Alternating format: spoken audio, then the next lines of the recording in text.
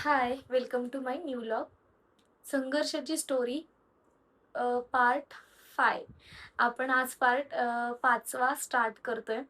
तर बरेच मला कमेंट येत होती 5 पण टाका, 5 पण टाका. तर आपण आपल्या मागच्या 4 नंबरच्या पार्टमध्ये की मी सांगितलं तुम्हाला की माझं आजी वगैरे किंवा आम्ही तिघींचं सगळ्या गोष्टी की आम्ही कुठे होतो, काय होतो, कसं होतं. तर ह्या सगळ्या गोष्टी सांगितल्या. तर आत्ताच्या पार्टमध्ये तुम्हाला मी सांगणार आहे की आम्ही तिघी एकत्र कशा आलो. तर काय झालं की तुम्हाला सांगितलं की प्रतीक्षा ज्यांच्याकडे गेली होती त्यांच्याकडे प्रतीक्षा होती तिकडे. आणि मी आणि नेहा आम्ही मामांकडे होतो. मामांचं पण लग्न झालं होतं, सगळ्या गोष्टी झाल्या होत्या. प्रतीक्षाला कशाचीच कल्पना नव्हती.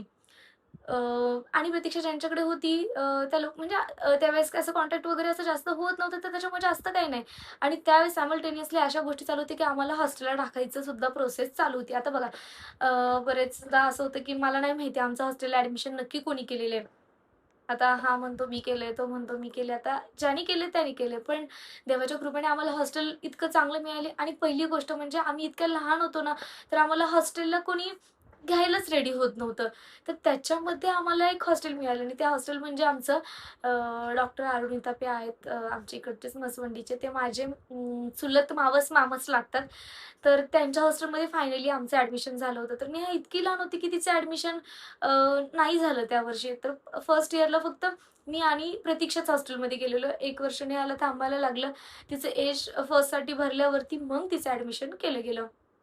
तर त्यावेळेस ज्यांच्याकडे प्रतीक्षा होती, तर त्यांनी जेव्हा तिच्या उन्हाळ्याच्या सुट्ट्या लागल्या वगैरे, तर तेव्हा त्यांनी बघा काय केलं, म्हणजे जेव्हा म्हणजे बघा आपल्या पण घरी जेव्हा कोणी आपले नातेवाईक आपल्या घरी एखादं त्यांचं मूल देतील आणि सांभाळायला म्हणा किंवा ज्या सुट्टीसाठी म्हणा काय पण असेल व्हॉटएव्हर जे पण काय असेल ते. तर एक रिस्पॉन्सिबिलिटी संपल्यानंतर आपण असं करू का? त्या मुलाला उचलू, त्या दुसऱ्याच्या दारात जाऊ आणि सोडून निघून जाणार? कसलीही इन्फॉर्मेशन न देता. सेम त्या लोकांनी तसंच केलं. त्यांनी काय केलं, तिचे तर ते ऑलरेडी खूप हाल करत होते, प्रमाणाच्या बाहेर हाल करत होते. अ, आता ते जे काय आहे ते तिच्या लॉगमध्ये सांगेल. पण खूप हाल म्हणजे ना इतक्या लहान मुलांचं ना, यार मी ते इमॅजिन पण करू शकत इतकं हाल कोणी कसं करू शकतं? अ, पण त्या लोकांनी केले. जाऊ दे मला त्या गोष्टी नाही सांगायच्या. पण त्या लोकांनी तिचे खूप हाल केले. तिच्याकडे कधी तिला जेवायला दे, कधी देऊ नको, शेजारच्या-पाजारच्यांसोबत बोलून द्यायचं नाही, एकदम धाकात ठेवायचं. इतकं म्हणजे तुमच्या मुलांसोबत तुम्ही इतकं खडतर वागू शकता का? तुम्ही दुसऱ्यांच्या मुलासोबत एवढी इतक्यापर्यंत वागायची हिंमत ठेवता आणि त्यांनी लास्टला तर कळसच केला. म्हणजे काय केलं, तिला घेतलं, त्यांनी गाडीवर घेतलं आणि माझ्या मामाच्या दारात आणलं आणि सोडून दिलं आणि त्यावेळेस माझ्या मामाच्या गावची यात्रा सप्ताह असतो, सप्ताह चालू होता. तर सप्ताह चालू होता. मामीन ते सकाळची वेळ होती. लास्टचा डे होता. ते कीर्तनासाठी गेले होते आणि तिकडे जेवण पण होतं. तर त्याच्यामुळे ते लोकं तिकडे गेलेले. त्या लोकांनी आणलं प्रतीक्षाला दारात सोडून दिलं. प्रतीक्षा गेली. घराच्या तिथे कोणीच नव्हतं. सगळे लोकं बघा सगळ्या गावचीच सप्ताह असतो. पण काही छोटे वगैरे मुलं म्हणजे आमच्या इथचे जे मुलं ते खळ्यावरती होते. प्रतीक्षा गेली. तिने दारात बघितलं. डोकून की आजीचं पोट दिसलं. पण असं कसं डायरेक्टली अंदाज म्हणजे कारण की तिला माहीत नव्हतं मामाचं लग्न झालंय, माझी आजी एक्सपायर झाली आहे. ह्या गोष्टींची तिला काहीच कल्पना नव्हती. प्रतीक्षाला बघितल्यावरती ते लोकं आले की "हां, दीपू तू बरी आहे?" तिला सगळे दीपू बोलतो आम्ही. "दीपू तू बरी आहे का? तुला माहिती आहे का तुझ्या मामाचं लग्न झालं. तुझी मामी आणि सोनू ना तिकडे गेली आहे सप्त्याला आणि तुला अजून एक माहिती आहे का तुझी आजी वारली म्हणून." मग प्रतीक्षाने दरवाजातून फोटो बघितला होता, पण अंदाज तर लावू शकत नव्हती. जेव्हा तिला कळालं की माझी आजी वारली आहे, खूप रडली ती. कारण की काय ना तिला बघा ती लहान होती. तिला हा सगळा कदाचित तिला तो त्रास वाटला नसेल किंवा दिलेलं तिला कळालं नसेल. आणि माझी म्हणजे ती झाल्यापासून 1 वर्षाची झाली, तिचं दूध सुटलं, तर तशी ती मामाकडेच वाढली होती. त्याच्यामुळे कदाचित आजीप्रती तिचा जो लगाव होता, तो आमच्यापेक्षा जास्त होता तिला. त्याच्यामुळे ती असं एकदम जास्त रडली. नंतर त्या मुलांनी तिला घेतलं. सप्ताह जिकडे चालू होतं, तिकडे माझ्या मामींकडे घेऊन गेले आणि माझ्या मामींना सांगितलं, "जी ताई आहे तुमची नणंद, त्यांना 3 मुली होत्या." म्हणजे मला तर मामी ओळखत होत्या. नेहा तर तिथंच होती. तर ती जी 2 नंबरची आहे, तीही आहे म्हणून. तर मामींनी तिला जवळ वगैरे घेतलं आणि मग तिथे जेवणाची पंगत होती. ती जेवली वगैरे आणि तिला घेऊन घरी आले. आणि त्यावेळेला मी माझ्या आजीकडे आली होती. कशातरी कामासाठी मी आजीकडे आली होती. म्हणजे आमच्या हॉस्टेलचे ॲडमिशन झाले होते, तर आम्हाला ती पेटी वगैरे घेऊन सगळं सामान घेऊन हॉस्टेलला जायचं होतं. म्हणून या सगळ्या गोष्टींची प्रिपरेशन करण्यासाठी इकडे कुठंच पेटी भेटत नव्हती. जितके पैसे वगैरे वेस्ट करण्यापेक्षा इकडे माझ्या आजीकडे होती. तर आजी बोलली, "चला हीच तुम्ही घेऊन जा." म्हणून म्हणून मी तिकडे गेली होती. नंतर ना आमचं हॉस्टेलला ॲडमिशन पण झालं होतं. प्रतीक्षा मी तर जाम खुश होते. कारण की जे इथून मागं म्हणजे त्या दिवसापासून जे मागं आम्ही आयुष्य बघितलं होतं, कदाचित ते आम्हाला पुढे बघायला मिळणार नव्हतं. याच्यासाठी आम्ही आनंदित होतो. किंवा बघा मामी आल्या होत्या, दिवस तर चांगलेच होते. पण सगळ्या गोष्टी वेगळ्या असतात. ज्या काही शब्दात नाही येते मला मांडता. पण सगळ्या गोष्टी वेगळ्या असतात. तर आम्ही याच्यासाठीच खुश होतो, की नाही चला आता सगळं आपल्या आयुष्याचे माहीत होतं हॉस्टेलला खूप हाल असतात. कारण की आपण आता सुद्धा एखाद्याला धाक भरवतो.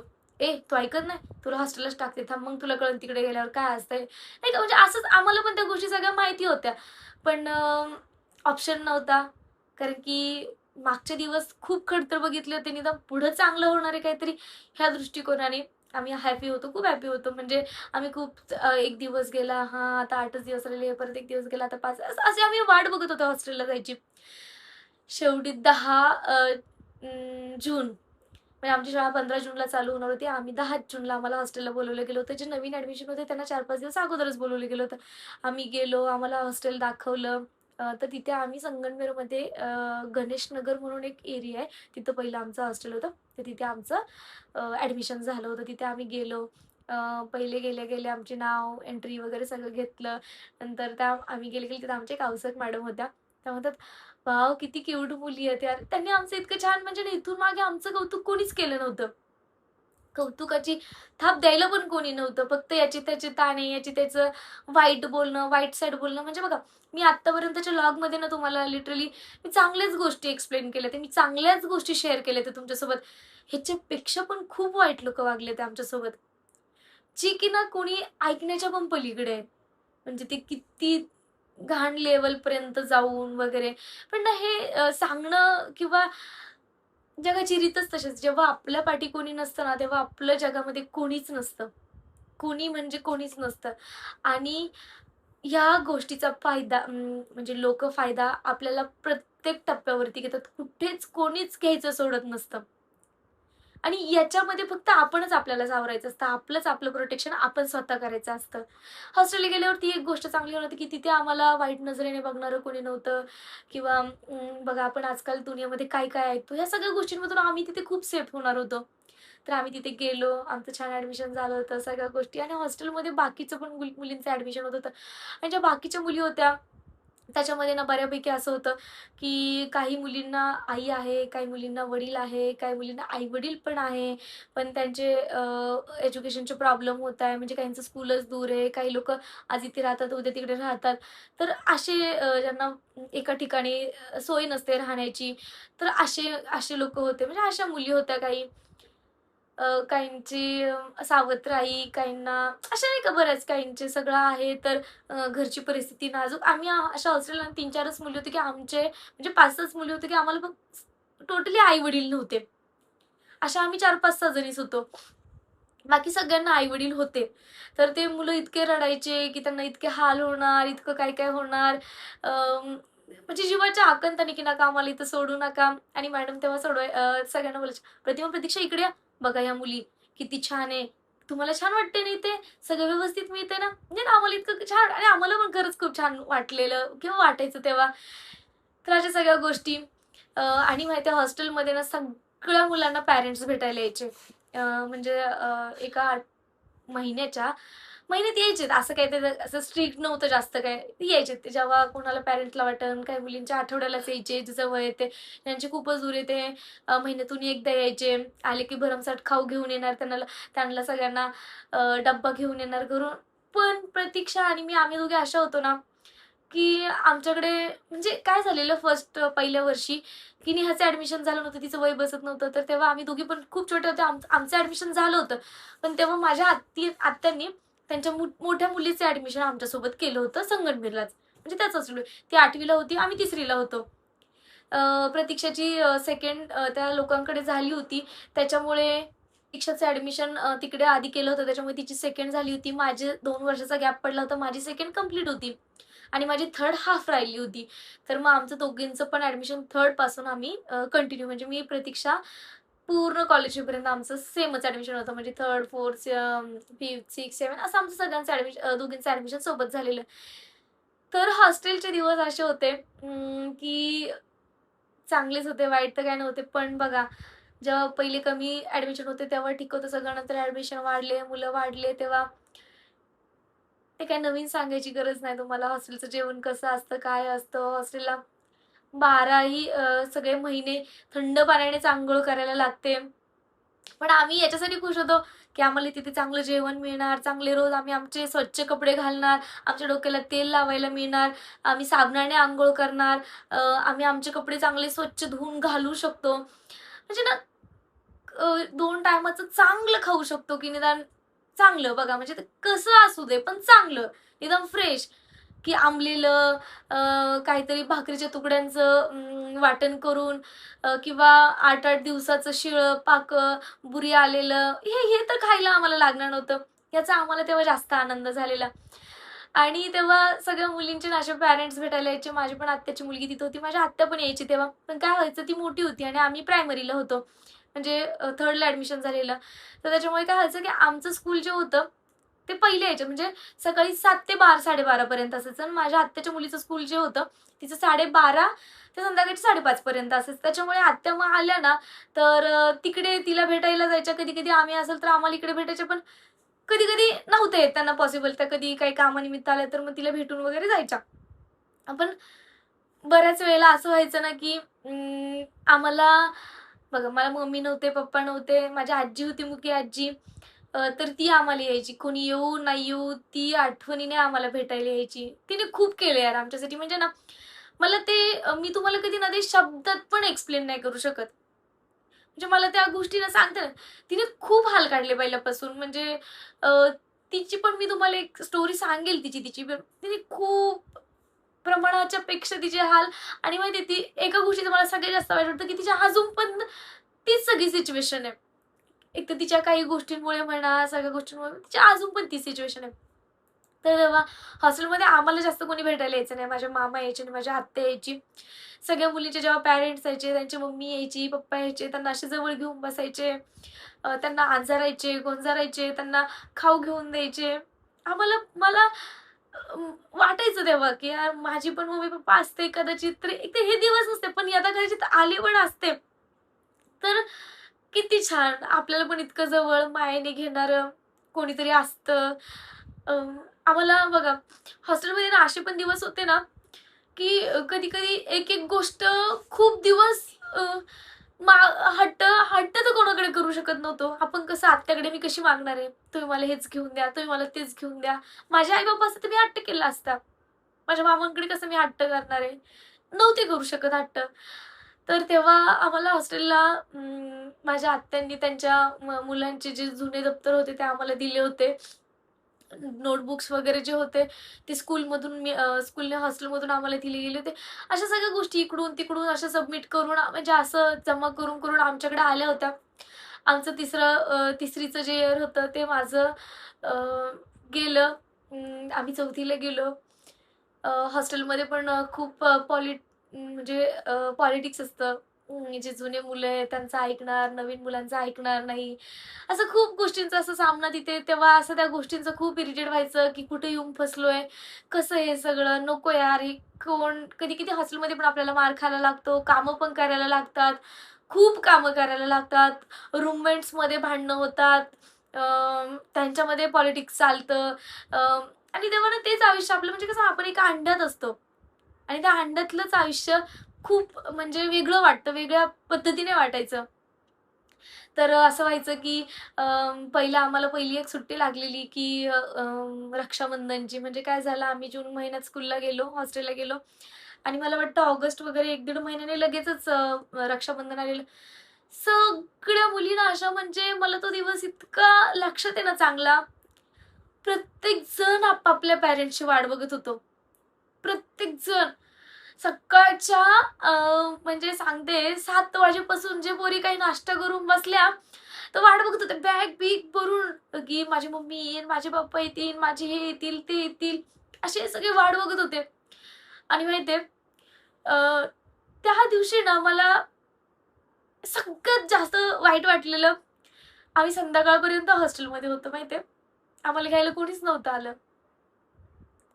म्हणजे कोणीच नव्हतं आलं. तोपर्यंत ना मला फक्त 2च नातेवाईक होते. एक म्हणजे मामा आणि दुसरं म्हणजे आत्या. आत्या याच्यामुळे होते की आत्यांची मुलगी तिथं होती आणि मामा याच्यामुळे होते की मामांना तोपर्यंत म्हणजे मुलं-बाळं नव्हती आणि त्यांनी कुठेतरी ती निदान पैशाने नाही पण सोबत राहण्याची भूमिका ते निभावत होते, की ठीक आहे हे नाही, ते नाही.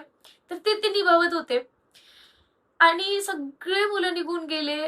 काही नाश्ता केलेला, त्यांचे पॅरेंट्स त्यांना घेऊन गेले. काही काही जेवण करेपर्यंत थांबले. संध्याकाळपर्यंत फक्त आम्ही तिथे होतो, प्रतीक्षा आणि मी. मग दुसऱ्या दिवशी सुट्टी काय 2च दिवसाची होती. तर आम्ही विचार केला असे आम्हाला भाऊ नाही. म्हणजे त्यावेळेस विकी दादा, आता बरं तुम्ही सगळे विचारले की तुम्हाला भाऊ होता ना, विकी दादा तर आहे ना. तर तेव्हा सगळे लहान होते. त्यांची पण परिस्थिती एवढी नव्हती की ते ह्या सगळ्या गोष्टींना कॅपेबल असतील. विकी दादा पण खूप लहान होता. तर त्याला पण एवढं काही हे नव्हतं, की काय कसं सगळेच सिच्युएशनमधून चालले होते. ज्याच्या त्याच्या पद्धतीने जो तो ज्याचं त्याचं कुटुंब पुढे नेत होता. आणि त्यावेळेस ते पण म्हणजे नव्हतं. मला हे एक्सप्लेन करायचं की ते पण आमच्या कॉन्टॅक्टमध्ये नाहीच नव्हतेच असं म्हटलं तर 3-4 वर्ष पूर्णपणे आमचा त्यांचा कॉन्टॅक्ट कशाच पद्धतीने नव्हता. तर त्याच्यानंतर ते झाल्या ती सुट्टी झाली. त्याच्यानंतर आम्हाला दिवाळीच्या सुट्ट्या लागल्या. तर भाऊ नव्हता त्याच्यामुळे आम्ही तर रक्षाबंधनला कुठेच गेलो नाही. त्याच्यानंतर आम्हाला दिवाळीच्या सुट्ट्या लागल्या. दिवाळीच्या सुट्ट्यांना आत्या आल्या होत्या आम्हाला घ्यायला. तर त्यावेळेला आम्ही आत्यांकडे गेलेलो. जास्त सुट्ट्या नव्हत्या, 8-10 दिवसाच्या सुट्ट्या होत्या फक्त. तर तिकडे गेलो. तिघी पण आम्हाला तिघींना पण आत्याने घेऊन गेलेलं. तिथे राहिलो वगैरे आणि नंतर आम्ही हॉस्टेलला म्हणजे परत आलो सुट्ट्या संपल्यावरती. असेच सगळे दिवस चालले होते. आम्ही खूप मस्त आयुष्य तिथे एन्जॉय करत होतो. सगळ्या गोष्टी होत्या, पण अगोदरच्या पेक्षा खूप बेटर होतं. त्याच्यामुळे ते असं सांभाळणं किंवा त्या गोष्टी सावरून घेणं स्वतःसाठी असं जास्त हार्ड जात नव्हतं. म्हणजे ठीक-ठाक वाटत होते ते दिवस आम्हाला आणि त्यातल्या त्यात आत्याची मुलगी आमच्यासोबत होती. असं-तसं तिचं थोडं इकडून-तिकडून हे होतं त्याच्यामुळे ठीक-ठाक चाललं होतं. आमचं पूर्ण 3rd इयर म्हणजे 3रीचं वर्ष संपलं आणि त्या वर्षी मला चांगले पर्सेंटेज मिळाले. म्हणजे त्यावेळेला मला आय थिंक सो 96 की 93 पर्सेंटेज पडलेले. आणि तेव्हा हॉस्टेलवरनं मी घरी जाताना मामांकडून सॉरी आमच्या एक टीचर होत्या दीपाली मॅडम म्हणून होत्या. तर त्यांच्याकडून मी त्यांचा नंबर घेऊन गेलेली, की हॉस्टेलला राहायचं संगमनेरला येऊन तर आमची कुठे राहायची सोय होणार नव्हती. 1 मेला मी येऊ शकणार नाही. त्याच्यामुळे एक मॅडम तुम्ही तुमचा नंबर द्या. मी तुम्हाला 1 मे नाहीतर 2 मेला मी तुम्हाला कॉल करेल कॉइन बॉक्सवरनं. मग मला तुम्ही माझ्या आणि माझ्या बहिणीचे पर्सेंटेज सांगा. अभ्यास केला होता, सगळ्या व्यवस्थित गोष्टी होत्या. त्याच्यामुळं एक हॅपीनेस वेगळा होता तेव्हा. नंतर मी त्यांना आम्ही जाचकवाडीला गेलो आणि तेव्हा माझी ना आजीच जाचकवाडीला राहायची. तेव्हा कोणी नव्हतं दुसरं. आम्ही तिकडे गेलो. मी 3रीला होते. ज्या दिवशी आम्ही सुट्ट्या लागून गावाला गेलो. 1 दिवस, 2 दिवस घरी राहिलो. 3ऱ्या दिवसापासून आम्ही लोकांच्या शेतात कामाला जायला सुरुवात केली. तेव्हा ना काय माहिती मलाच द्यायचे का सगळ्यांना. तेव्हा तिकडे ना फक्त ₹35 रोज होता आमच्या इकडे. आमचा चांगला याचा भाग आहे. इतकं भर उन्हाळ्याच्या सुट्ट्या, त्याच्यामध्ये इतकं वरतून ऊन आणि मी, प्रतीक्षा आम्ही शेतामध्ये कामाला जायचो. 30 की ₹35 रोजाने. प्रतीक्षा पहिल्या वर्षी नव्हती आली. ती दुसऱ्या वर्षापासून यायला लागली. 3रीच्या वर्षी फक्त मी एकटी कामाला गेलेली. मी आणि आजी. आमची आजी पण तेव्हा काम करायची. आम्ही दोघीच फक्त कामाला गेलेलो. ₹30-35 रोज इतकं सगळं वरतून ऊन, लोकांच्या जे मोठे-मोठे लोकं असतात त्यांच्या बरोबरीने शेतात पातेला पात भिडवायची. लोकं पण थोडंसं समजून घ्यायचे, की नाही बाबा यांना कोणी नाहीये. आम्ही सकाळी उठणार, घरी स्वयंपाक करणार आणि मग तिथून पुढे पायी-पायी जिकडं कुठं शेत असेल तिकडं लोकांच्या शेतात पूर्ण सगळे दिवस काम करायचो. कारण की का, हे राहिलेले पहिल्या वर्षी अंदाज आला होता आपल्याला कुठलेच नातेवाईक हॉस्टेलमध्ये पैसे देत नाही. हॉस्टेलमध्ये फक्त आमची राहायची आणि खायची सोय होती. बाकी तुम्हाला साबण, कोलगेट, तुम्हाला इकडे-तिकडे कधी भूक लागली हॉस्टेलला कसं होतं माहिती का, एकच टाईम 2 टाईम जेवण भेटायचं. सकाळी नाश्ता, दुपारी. आणि पण जेव्हा आपलं वाढतं वय असतं ना, आपल्याला खूप भूक लागते. आपली एनर्जी असते. आपण खेळतो, कुदळतो, इकडं हे ते. तेव्हा आपल्याला भूक खूप मोठ्या प्रमाणात लागत असते. तर तेव्हा ते नाही मिळायचं. इतर मुली जायच्या, त्यांच्या पॅरेंट्स त्यांना पैसे दिलेले असायचे. त्या मुली जायच्या, अ, खाऊ घेऊन यायच्या, खायच्या, आमच्यासमोर खायच्या. हॉस्टेलमध्ये कसं ना, प्रत्येकाला प्रत्येकाचं पोट भरायचं असतं. त्याच्यामुळे ते तर आपल्याला काही विचारलं नाही, "तुला खायचं का? तुला देऊ का?" तर पहिल्या वर्षी मला जरा अंदाज आला होता, की आपल्याला बघणारं कोणी नाहीये. आपल्याला पैसे पुरवणारं कोणी नाहीये. आपण कोणाला मागू पण शकत नाहीये. मग त्याच्यामुळे मी ठरवलं, की नाही आता आपलं पोट किंवा आपल्या ह्या बेसिक गरजा भागवण्यासाठी आपल्याला तर शेतात काम करणंच आहे. म्हणजे लिटरली आमच्या गावामध्ये तुम्ही कोणालाही विचारा, आम्ही प्रत्येक व्यक्तीच्या शेतामध्ये काम केलेलं आहे. म्हणजे मी प्रत्येकाच्या बांधावरती काम केलेलं आहे. वय पण नव्हतं ते काम करायचं. इतकं ऊन लागायचं, इतकं असं ना, कामावरून आलं ना लिटरली, की जेवायला पण मन नाही करायचं. असं येऊन मेल्यासारखं पडायला वाटायचं. दिवसभर लोकांच्या बरोबरीने काम केलेलं असायचं. इतकं बघा ते कष्ट ना, मला कधी तुम्हाला असं एक्सप्लेन करता नाही येणार मला कधी. ते दिवस मी भोगले ते. वाटेल ते म्हणजे जे पण ना ते काम आम्ही करायचो. कोणी हे म्हणल, कोणी ते म्हणल, काही पण असू दे. म्हणजे लोकांना विश्वास पण बसणार नाही आता, की आम्ही शेतात कामं केलेली आहे. हां, पण मी शेतात कामं केलेले. मी, प्रतीक्षा, नेहाने नाही केलं, पण मी, प्रतीक्षाने फार शेतात काम केलंय. कांदे काढणं असन, कांदे कापणं असन, मेथी उपटणं, टोमॅटो बांधणं, खुरपणं, असे अजून पण खूप कामं. म्हणजे प्रत्येक आमच्या इकडे बागायती शेती, तर असे सगळे कामं आम्ही त्यावेळेस केलेले. लोकं नाही ट्रस्ट करत आता, की तुम्ही इतक्या नाजूक आहे, तुम्ही इतक्या अशा आहेत. पण त्या लोकांना विचारा ज्यांनी आम्हाला, मी म्हणजे ना, मी 9वी ला जाईपर्यंत मी शेतात कामं केलेली आहेत. का तर फक्त आपल्याला वर्षभर कोणाकडे पैसे नको मागायला. आजारी पडणार, कोणाकडे पैसे मागायचे, एक कोणाला फोन केला तर पटकन कोणी यायचं पण नाही.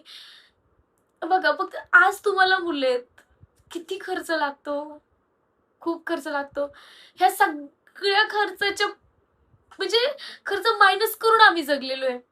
माहीतच नाही खर्च काय असतो. तर असं सगळं. त्याच्यानंतर आम्ही 4थला गेलो. 4थीला गेल्याच्या नंतर पण आमचं सगळं असंच वर्ष हॉस्टेलमध्ये राहणं, गावाला आलं की याच्या त्याच्या शेतामध्ये काम करणं वगैरे असंच सगळं होतं. त्याच्यानंतर आम्ही 5वीला गेलो आणि 5वीला गेल्याच्या नंतर काय झालं की आमचं जे हॉस्टेलमध्ये म्हणजे आमच्या हॉस्टेल शिफ्ट झालं, इकडून तिकडे, तिकडून इकडे, असं नाही का 2-3 लोकेशन चेंज, 2 लोकेशन चेंज करून एका ठिकाणी म्हणजे संगमनेरमध्येच एक गोल्डन सिटी आहे तिथे आलं.